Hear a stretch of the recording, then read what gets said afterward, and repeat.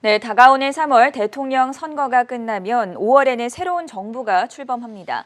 올해는 그 어느 해보다 우리 경제에 중요한 한 해가 될 텐데 신정부가 출범하는 2022년 우리 경제는 어떤 움직임을 보일지 진단 말씀 들어보도록 하겠습니다. 도움 말씀에 한국경제신문의 한상춘 논설위원 나오셨습니다. 안녕하세요. 네, 안녕하십니까? 연초부터 미국의 국채금리가 최대 변수가 되고 있습니다. 오늘은 그래도 좀 진정세를 보인 것 같아요. 네, 연초부터 국채금리 장세가 지속돼서 파도가 지금 미국의 국채금리 아니겠습니까? 네. 오늘도 그 4거래 연속 상승세가 계속됐는데요. 상승폭은 상당히 진정됐다 이렇게 보겠습니다. 전일 대비해서 2bp 정도 미국의 그 10년물 국채금리가 상승하는 선에 그쳤는데요. 어제 사실 그 증시에 많은 영향을 미쳤던 것이 12월 그 FMC 의사록에 공개된 내용 아니겠습니까? 그렇죠. 그 중에서도 대차협회 축소 얘기가 나와서 아마 이것이 미국 증시뿐만 아니라 전 세계 증시를 강타했었는데요. 어제 이제 그런 말씀을 드렸습니다. 어제는 수익률 곡선의 충격이다 하는 말씀을 드리면서 우리가 보면 수익률 곡선은 미국이 페드가 경기 예측을 판단하는 데 가장 유용한 지표인데 거기서 어제 말씀을 드리면서 체인지보다는 레벨이 중요하다 하는 말씀을 드렸습니다. 그래서 어제의 그 FOMC 의사록이 나오고 난 이후에 정책에 많이 영향을 받고 있는 2년물 같은 경우는 상승폭이 큰데 10년물, 30년 것들은 상승폭이 적었다. 오늘도 이제 똑같은 형태가 되고 있지 않습니까? 근데 레벨이 더 예측력이 높다 하는 측면에서 레벨은 단기물 대표 0.88, 10년물 1.73, 어제와 고스란히 나타나는데 그럼에 따라서 아직도 단저 장고에 레벨을 유지하고 있기 때문에 이것이 과도기적 현상이고 증시에 미치는 영향은 이 과도기적 현상이 이렇게 시간이 가면 갈수록 이 체질에 익숙해지면 증시가 어제 제레미 이스겔이 말씀하셨던 것처럼 there is no alternative, T나 것처럼 주식위에 대안이 없지 않느냐 하는 이런 쪽의 시장이 된다 이렇게 됐습니다. 그래서 오늘도 장마판에 주가가 떨어지긴 했지만 하락폭이 많이 그 둔화되는 모습이 지금 보이고 있지 않습니까? 네.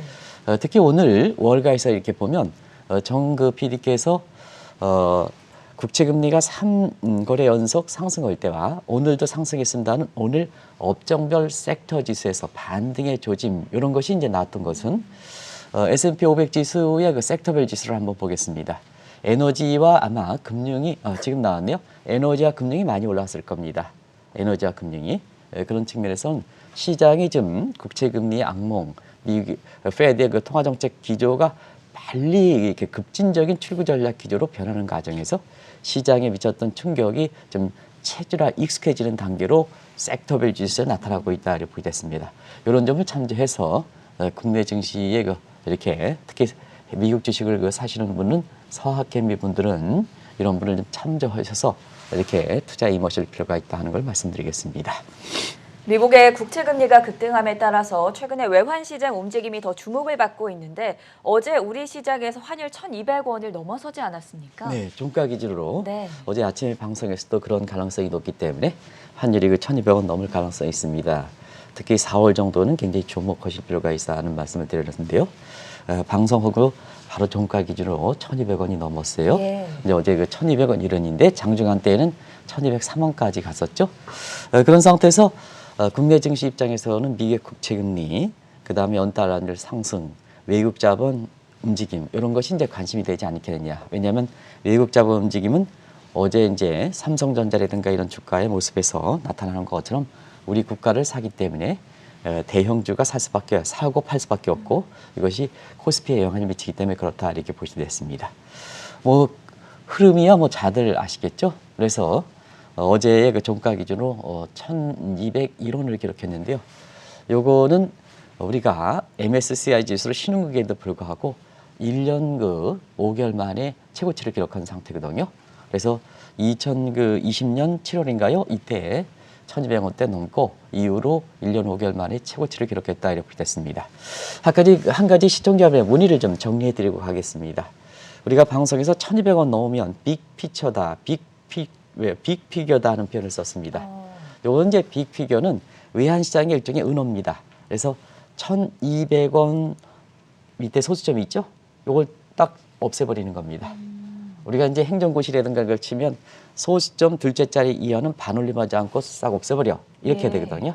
그와 마찬가지로 1,200원 하면 소시점 쫙 없어지죠. 그래서 빅피겨다 이런 표현을 쓴다. 그래서 빅피겨가 외환시장에서 저도 그 용어 설명을 하지 않고 가다 보니까 시청자분이 빅피겨가 뭡니까 이렇게 말씀하셔서 오늘 좀 말씀드립니다. 아무래도 이제 1,200원이 넘다 보니까 외환 당국이라든가 이런 측면에서 어떤 포지션을 질 것이냐 하는 측면이 굉장히 중요할 거로 봅니다. 왜냐하면 1997년 외환위기를 겪은 입장에서 볼 때는 1,200원 선 넘으면 이상하게 이제 외환에 대해서 비관론이 나오거든요. 뭐 제2의 외관론. 그런 과정에서 어째도 1차 갈림길 작년 1,180원 뚫리면 1,200원 간다. 그러면 이제 1,200원 갔는데요. 2차 갈림길은 1,230원까지 보이는 환율이다 이렇게 보게 됐습니다. 이게 간단은 아니고 1,200원 선까지는 환율이 가더라도 지극히 정상이라는 얘기입니다. 이게 1,200원 넘니까 외환 당국이 그냥 서둘러서 뭐 외환보를 내리붓고 이렇게 하지 말으시라는 얘기입니다. 그걸 얘기를 말씀드리는 거거든요. 근데 어제 그 외환 당국이 1,200원 넘더라도 사실상 그 보여주는 자세는 스무딩 오퍼레인 차원에서 속도라든가 이런 걸 주시하고 하고 있습니다는 아마 기재부의 그 2억 원 차관 얘기를 좀 많이 말씀드렸을 겁니다. 행정 관료 중에서는 저는 뭐 개인적으로 연이 없습니다는 이쪽 분야의 그 타임리역에 아주 잘 이렇게 말씀하신다 이렇게 되는데요. 제 입에서 그 행정 강요에 대해서 추천하는 시각이 그렇게 많지는 않을 겁니다. 근데 2억 원 차관이라든가 고승복 위원장이라든가 정보 원장이라든가 이런 분들은 현 정부 집권 마지막에 있으신 분들은 굉장히 아마 칭찬하는 경우가 많은데요. 예. 어제도 1,200원이 넘다 보니까 외환 단계에서 서둘러 하지 않고 화들짝 놀라지 않고 시장 모습을 이렇게 그 주시했던 것은 상당히 바람직한 자세다 이렇게 보시게 됐습니다. 어제 이혁원 차관께서 이렇게 이런 분야 관련해서 대책 회의를 하신 것으로 알고 있는데요. 이런 정도로 이렇게 1,200원 넘는 선에서 이렇게 하는 것이 바람직하다는 걸 말씀드리겠습니다. 원달러 환율이 급등함에 따라서 기업들이 비상이 걸리고 있는데 올해 외화 운용은 어떻게 하면 좋겠습니까? 네, 1,200원이 넘니까 네. 사실 그동안 그 코로나 첫 해 1,285원에서 1,082원까지 급락한 상황을 감안해 볼 때는 굉장히 그 기업 입장에서 당혹스러울 수밖에 네. 없죠. 근데 한국경제TV를 통해서는 그런 걸 계속해서 이제 시청자 여러분 말씀해 드렸습니다. 그래서 우리가 1,200원 선 환율은 그렇게 이렇게 우려할 수준이 아니다는 걸 말씀을 드렸었는데요. 일단 그런 각도에서 어제 환율이 1년 5개월 만에 1,200원이 넘니까 시청자 문의, 기업인들 특히 기업인 문의가 많았는데요. 딱 정리해 드리겠습니다. 예. 작년에 원달러 환율의 평균은 지속적으로 상승했죠. 그리고 평균 수익이 1,144원 정도로 추정됩니다. 이렇게 1,144원. 그래서 정확하게 연초에 1,140원 정도 해서 걸리지 않겠느냐 하는데 평균 환율이 비슷했습니다. 올해 한번 한국 경제 전망에 더 중요하기 때문에 이걸 딱 4가지로 정리해 드리겠습니다. 올해 그 사업 계획의 환율이 되는 평균 환율은 작년보다 30원에서 40원 정도 올려줄 필요가 있다. 그래서 1,170원, 1,180원 정도 기업의 사정에 따라서 1,170원, 1,180원 수출 비중이 높은 데는 1,180원 수입 비중이 높은 데는 1,170원 정도로 이렇게 잡으실 필요가 있다. 그리고 연중은 상하 그걸 중에서 상하 50원 그래서 앞서 말씀드린 같이 1,230원까지는 그렇게 우려스러울 것 없다. 소위 오디너리, 오더리는 질서 있는 오디너리도 똑같은 보통의 관행을 깨트리지 않는다는 얘기입니다. 관행을 깨트리지 않으니까 외환당국에서 그렇게 서둘러서 긴급히 뭐 무슨 일이 발생한 것처럼 이렇게 하실 필요는 없다는 얘기죠. 오더리 내지는 오디너리라는 표현을 쓰죠. 보통의 내지는 질서 있는 이런 표현을 쓰는데요. 그 정상적인 수준이다 하는 걸 말씀드리겠습니다. 그리고 올해 환율 수준은 누차 말씀드렸지만 상반기가 높고 하반기가 낮은 이런 단계다. 왜냐하면 우리가 사실 길게 보면 금융위기 이후 그다음에 코로나 이후 보면 금융 울트라 기조에서 올해 상반기 전부 3월달, 4월달, 5월달 이때 금융 기조가 바뀌지 않습니까? 그래서 이때의 환율 수준이 굉장히 어려울 거다 이렇게 보시면 됐습니다. 그래서 상반기가 높고 하반기가 낮은 왜냐 미국의 급진적 출구 전략은 달러 강세율을 불러일으키기 때문에 이걸 좀 말씀을 드리고요.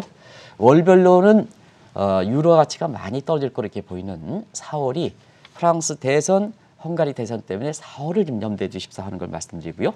자막을 다시 이렇게 바꿔서 외화 운용을 한번 보겠습니다. 네. 올해 외화 운용을 보면 수출입 비중에 따라서 어떻게 하느냐에 따라서 극명하게 채산성, 기업의 실적이 분명히 갈려지는 때가 올해다 이렇게 보여졌습니다. 왜냐?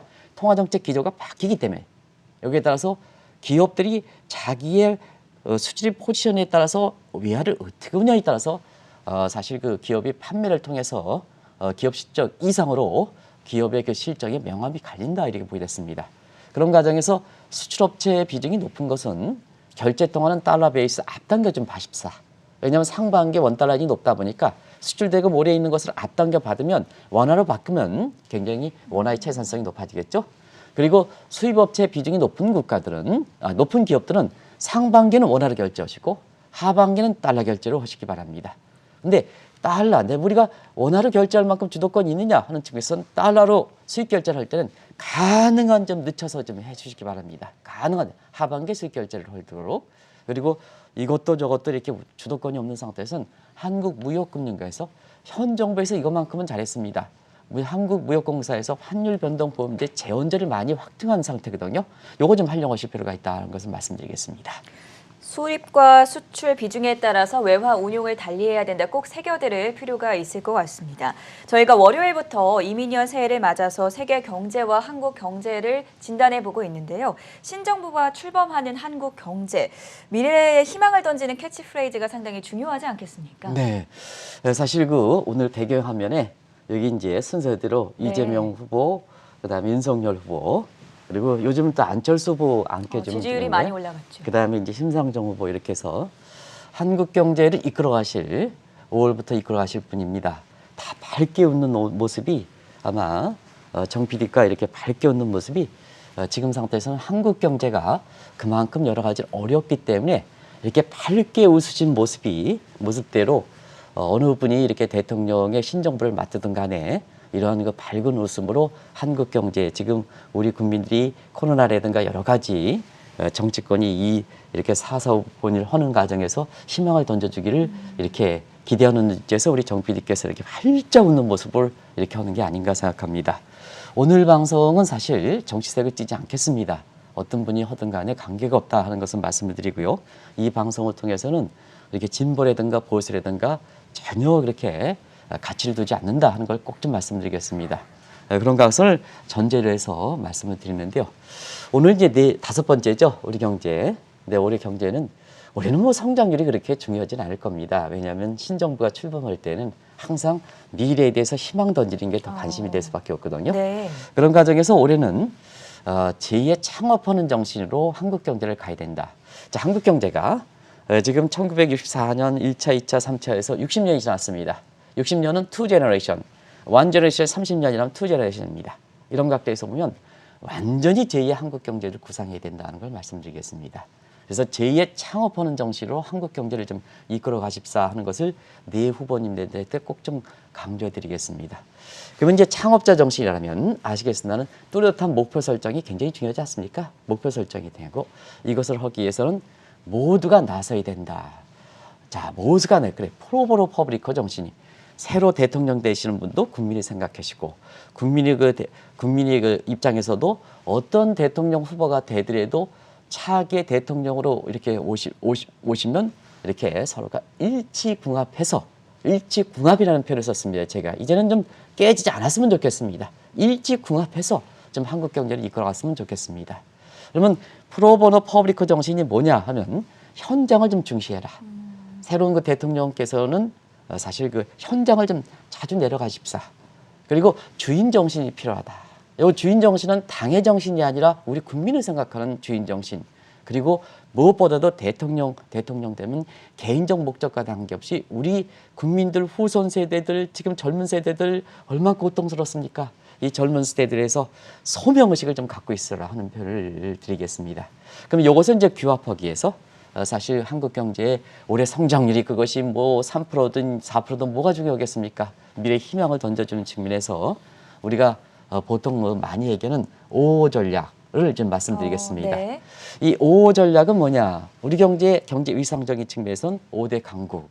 지금 이제 나중에 10대 강국이 어느 위치인지 우리 경제를 좀 말씀드릴게요. 1인당 GDP 5만 달러, 그리고 코스피 5천 시대. 그래서 첫 이니셜을 따면 555 전략이죠. 근데 한 가지 말씀드리면 이 세 가지 5호 전략이 다 어려운 거냐 하면 가장 기본은 독립 변수가 있고 자연적으로 따라오는 변수가 있습니다. 이걸 전략 구상할 때 중시해야 되거든요. 이게 모든 거 세 가지 목표를 딱 제시하면 다 달성하기 어려운 이런 얘기가 나오는 거죠. 근데 요 세 가지 오늘 그 후보님들 캠프에 오시는 분들 아마 보는 것으로 좀 알고 있는데요. 캠프에 오시는 분들 입장에선 요 세 가지를 전부 제시하면 어렵다. 국민들이 어렵다. 근데 여기서 1인당 소득이 지속 가능한 성장이 가장 중요하거든요. 예를 들어서 정형과 한번 보겠습니다. 1인당 GDP가 5만 달러가 되면 네. 코스피는 당연히 5,000포인트 되겠습니까? 안 되겠습니까? 되겠죠? 네. 그다음에 5대 강국은 당연히 들어가는 겁니다. 그래서 요 세 가지 목표 중에서 사실 2인당 GDP가 굉장히 중요하다는 말씀을 드리겠습니다. 그리고 이러한 캐치프레이스는 어느 후보가 되시든 간에 한국 경제 미래를 위해서 이 5호 전략은 누구나 전략을 할 수가 있다 이렇게 보시면 되는데요. 자, 1인당 GDP요. 1인당 GDP가 가장 중요하다. 지속 성장을 가는 게 중요하다는 측면에서 한국이 정치 군사적 측면에서는 10대까지 못 들어갑니다. 우리는 많이 떨어지거든요. 네. 근데 경제 분야 가지고 지금 우리가 몇 위에 위치해 있느냐 하는 것을 정 PD 한번 같이 보시겠습니다. 작년 기준으로 우리가 10입니다. 그룹 10 국가에 들어가 있습니다. 우리 국민들이 우리 경제 위상을 아주 이렇게 자랑스럽게 생각하시기 바랍니다. 요 조그만 한반도에서 이렇게 땅덩어리가 반으로 떨어진 상태에서 세계 경제 G10 국가에 포함됐다는 건 아주 자랑스럽다 하는 걸 말씀드리겠습니다. 그러면 이제 G5 국가가 들어가느냐 하는 측면에서 한번 보겠습니다. 작년 기준으로 미국 1위, 이렇게 해서 쭉 중국, 일본, 독일, 영국, 인도, 프랑스, 이태리, 캐나다. 근데 여기서 한국이 10위지만 저기 5위 영국, 인도, 프랑스, 이태리, 캐나다는 비슷한 수준입니다. 그러니까 하나만 제치면 예.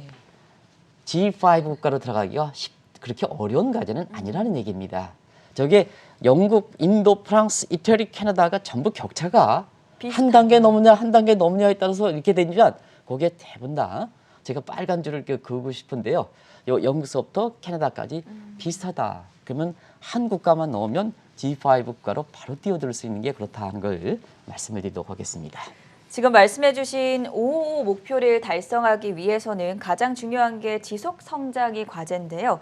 새로운 정부가 출범하는 해에는 그동안 나왔던 각종 위기론을 좀 해결하는 게 급선무지 않겠습니까? 네, 우리가 5만 달러, 5대 강국, 그다음에 5,000포인트, 독립 변수는 1인당 GDP라 예. 지속 성장 가지 네. 않습니까? 그런 측면에서 보면 항상 뭐냐, 신정부가 출범하는 초기에는 대선이 있고 그래서 신정부가 출범하다 보니까 이 대선 과정에서 서로가 나눠지는 과정에서 각종 위기론이 많이 나옵니다. 지금도 올해도 위기론이 굉장히 남모는 걸 이렇게 알고 있는데요. 우리가 5년 전, 벌써 5년 전 됐습니다. 5년 전 문재인 정부가 출범한 초에도 각종 위기론이 얼마나 나왔습니까? 대중진국 함정, 제 기억상에는 중진국 함정, 일본형 복합불황설, 베네수아 전철을 밟을 것이다, 뭐 갈라파고스 위기론 얼마나 많이 나왔습니까? 근데 사실상 지금처럼 심리효과라든가 이런 측면, 새 정부가 희망을 던져준 측면에서는 이런 위기론을 불식시키는 것이 굉장히 중요하다 이렇게 보게 됐습니다. 최근의 위기론은 굉장히 작년 8월서부터 정은보 이렇게 금감원장께서 퍼펙트 스톰, 그 다음에 홍부총리께서 회색 코뿔소, 다들 아시죠? 이런 위기론에서 더 복잡한 관계고 이것이 마치 한국이 위기에 점철된 국가로 이런 식으로 되고 있는데요. 최근엔 또 이런 위기론이 나오고 있습니다. 시청자 여러분 같이 한번 보겠습니다. 올해 들어서 보면, 자, 올해 들어서 너티 위기론이라는 나오고 있습니다.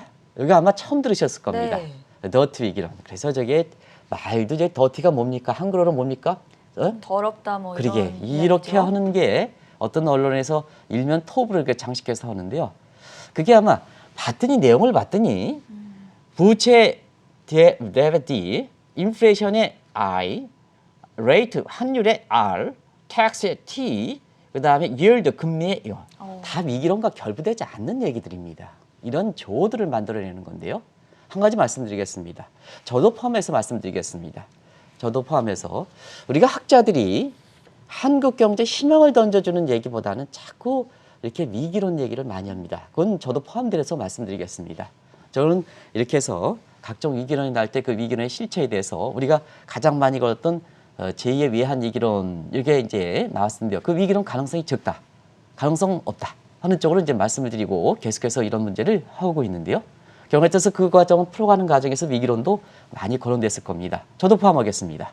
근데 신정부가 출범하는 초기에는 제발 좀 궁합적인 측면에서 한국 경제 좀 미래만 좀 던져주실 희망을 좀 던져주시기 바랍니다. 이제 60년이 본격적인 경제 활동에서 제2의 창업할 때는 가장 중요한 게 위기론 나온 상태 희망을 던져주기 어렵거든요. 그래서 신정부가 누가 여기 네 분이 어떤 분이 되든 간에 가장 중요한 것은 서로 궁합하고 희망을 던져주는 측면에서 학자들이 이상하게도 위기론을 많이 얘기하는데요. 학자분들도 좀 우리 경제 미래 희망을 던져주는 측면에서 이 위기론을 해소하는 것부터 하는 것이 급선무지 않느냐 하는 생각이 듭니다. 그래서 네 후보님들한테 그런 부분을 좀 공고해 드리도록 하겠습니다. 우리 경제가 지속 가능하게 성장하기 위해서는 대외적으로 그리고 대내적으로 어떻게 좀 대응 전략을 취해야 하는지 먼저 대외적인 변수부터 확인해 볼 텐데 아무래도 미국과 중국의 마찰 과정에서 대응 전략을 잘 짜야 하지 않겠습니까? 네 분의 후보는 좀 정도 차이가 있습니다는 대외적인 정책 분야의 뚜렷한 정책 과제 이런 게 내놓지는 좀 않고 있어요.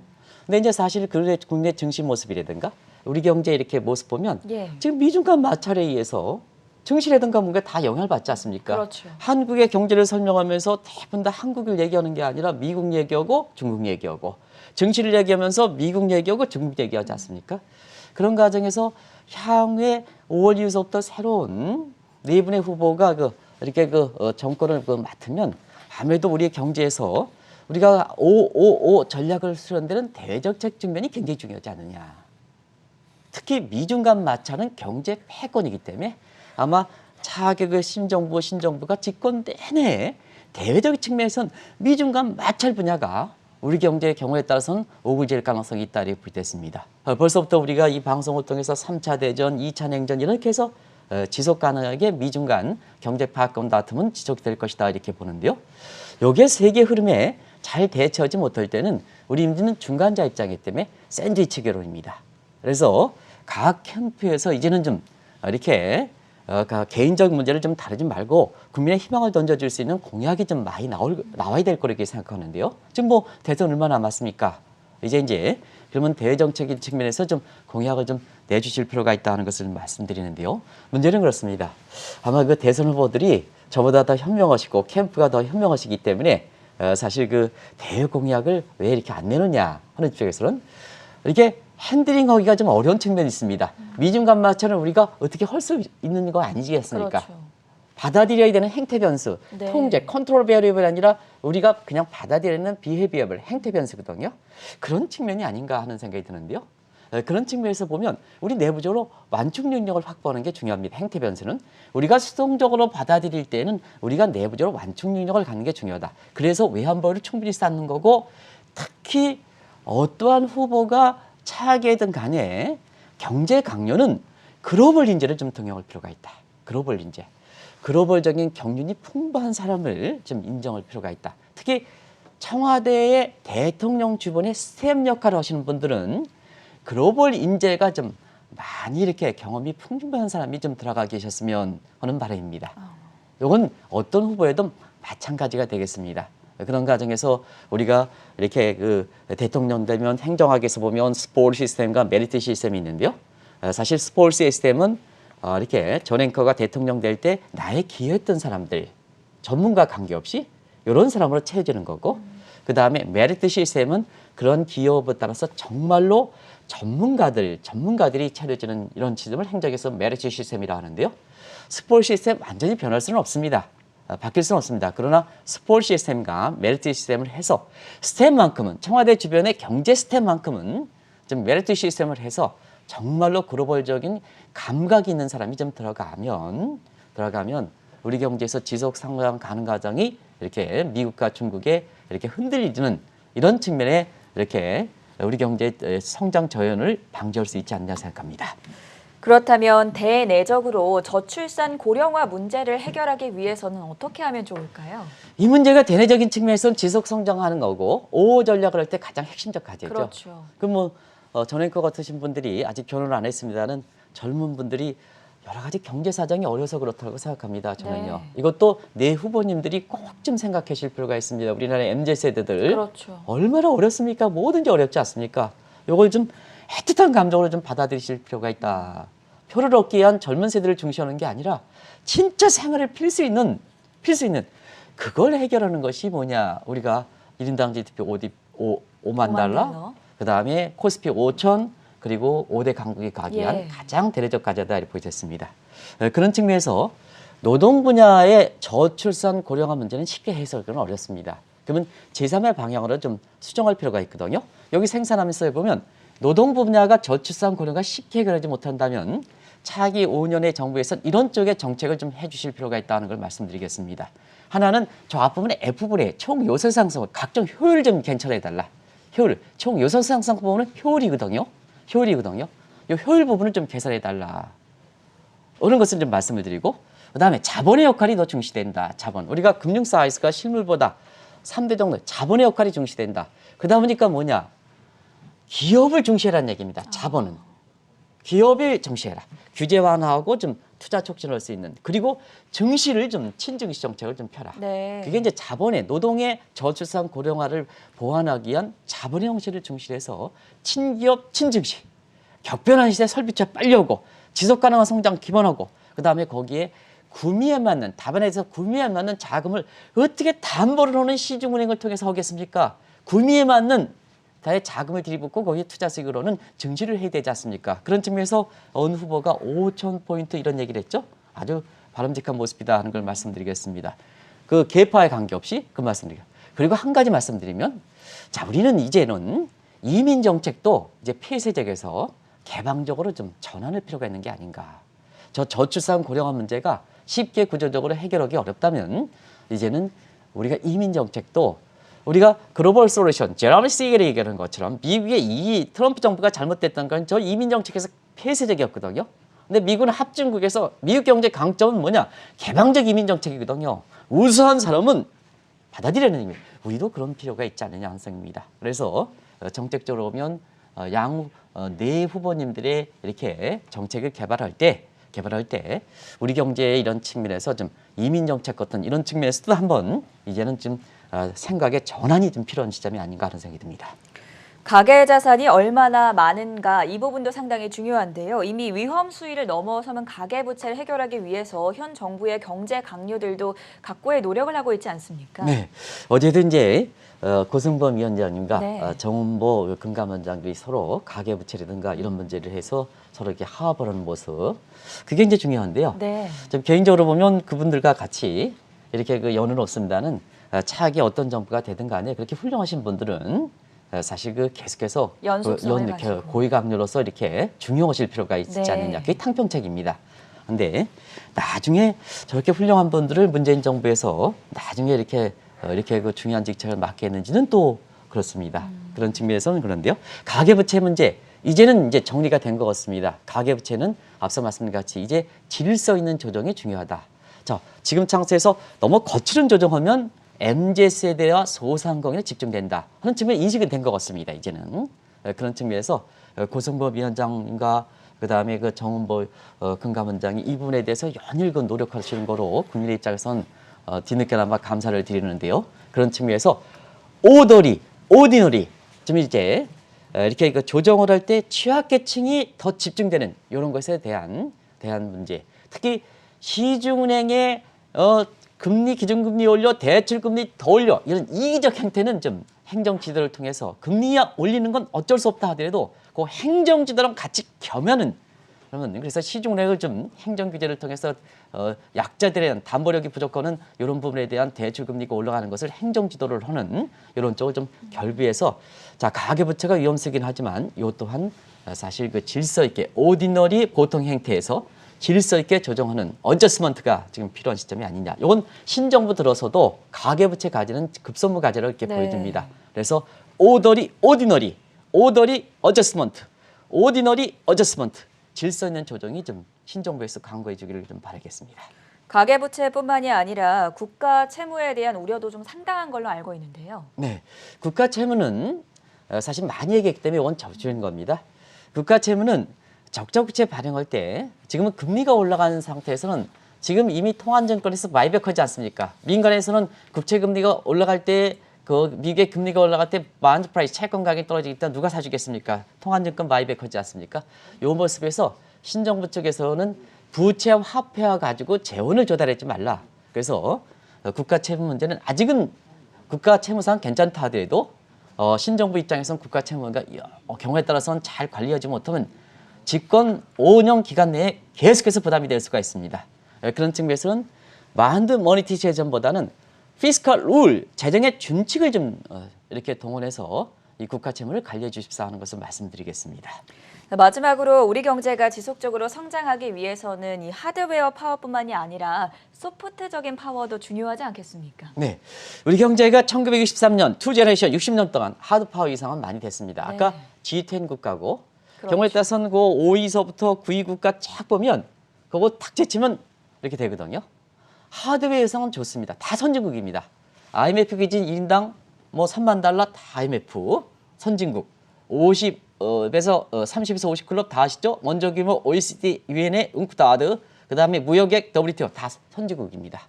그리고 자금 흐름을 주는 자금을 벤치마크 지수도 한번 보겠습니다. 벤치마크 지수 다 선진국입니다.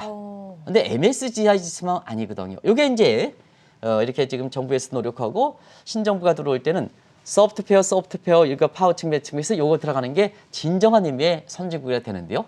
요건 달러스 이벤츄얼 자 부정부패 체결로 이제 자금을 해서 체감적으로 저렇게 1인당 GDP가 뭐 이렇게 무역 규모가 세계 다 선진국인데 아니다 이겁니다. 체감적 돈을 넣으면 체감적으로 그 세부 항목에 있을 때는 이렇게 제가 그 구성 항목을 다 갖고 있거든요. 체감적으로 우리가 얘기하는 프레이밍 이펙트를 중심으로 하는 프레이밍 이펙트를 중시하는 체감적 지수를 어떻게 끌어올릴 것이냐. 돈 흐름에 있어서는 이렇게 어떻게 순전할 것이냐. 그 세 방법을 갖고 있으니까 오늘 여기서 체감적인 돈 흐름 개선이 중요하다. 소프트 파워를 개최해야지. 하드 파워, 소프트 파워, 선진국. 이게 차기 누가 맡든 간에 신정부 가져다는 걸 말씀드리겠습니다. 2022년 신정부가 출범하는 한 해 5대 강국 5만 달러 그리고 코스피 5천 시대라는 목표를 달성할 수 있도록 저희도 간절하게 바라고 있습니다. 지금까지 한국경제신문의 한상춘 논설위원이었습니다. 대단히 고맙습니다. 네, 고맙습니다.